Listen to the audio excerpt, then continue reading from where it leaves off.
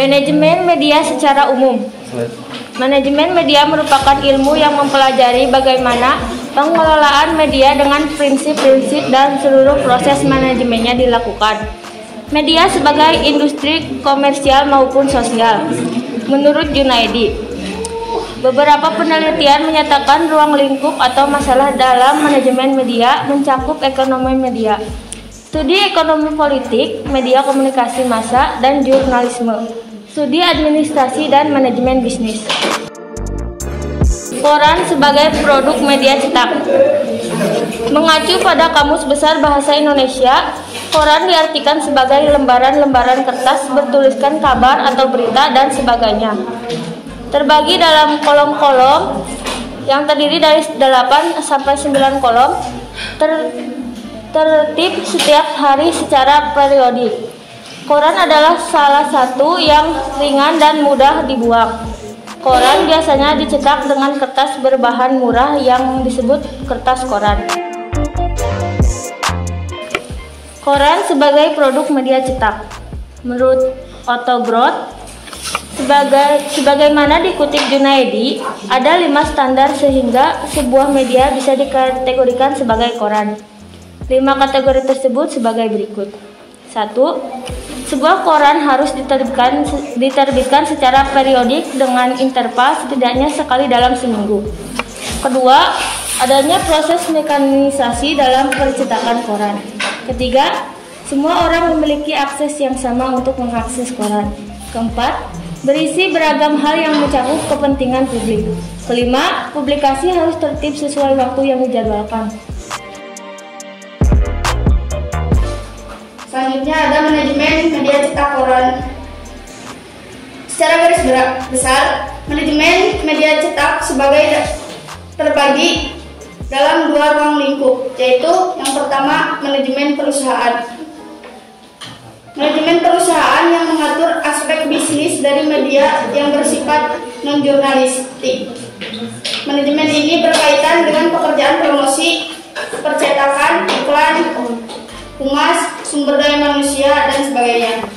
Yang kedua, ada manajemen redaksional, yaitu manajemen media yang mengurusi aspek jurnalistik, mulai dari pencarian berita sampai penulisan berita. Perencanaan media cetak adalah proses mendefinisikan tujuan organisasi, membuat strategi untuk mencapai tujuan itu, dan mengembangkan rencana aktivitas kerja organisasi yang berkaitan dengan produksi media cetak. Perencanaan media meliputi proses penyusunan rencana penjadwalan yang menunjukkan bagaimana waktu dan ruang periklanan akan mencapai tujuan pemasaran.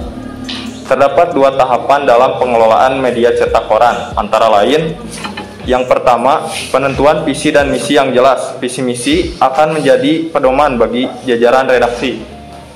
Yang kedua, penentuan positioning, yaitu penentuan pangsa pasar atau target market konsumen. Penentuan pangsa pasar ini mempengaruhi redaksi dalam menentukan berita apa yang akan disajikan. Adapun tahap-tahap yang dapat dilakukan sebuah media koran untuk menjadi eksis dan besar antara lain: yang pertama, menumbuhkan fanatisme pembaca. Yang kedua, menciptakan kesetiaan pembaca. Yang ketiga, menjadikan media tersebut sebagai lambing atau gengsi di mana pembaca merasa bangga membeli dan membaca produk media tersebut.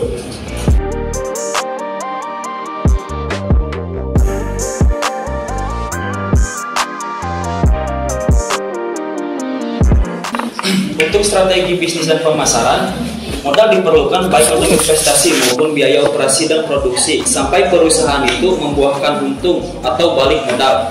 Setelah untung pun, perusahaan masih perlu mencadangkan dana untuk reinvestasi atau pengembangan.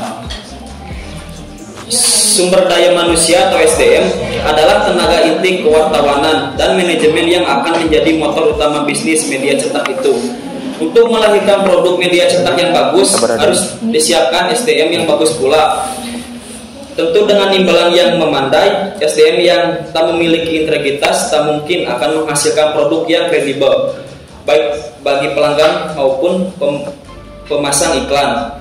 Independensi dalam editorial polisi akan memberikan arah yang fair untuk konten media cetak itu dan membuat produk semakin kredibel.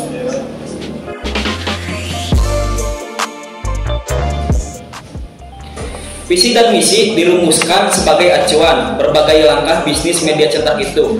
Kejelasan ini akan menentukan desain, gaya penyajian, isi, cara kerja karyawan, struktur organisasi, gaya manajemen, dan lain-lain. Memilih segmen konsumen dengan jelas menjadi penting agar mendapatkan konsumen yang jelas dan tepat sasaran. Tanpa pemilihan segmen yang jelas, produk akan mengambang dan tak jelas arah.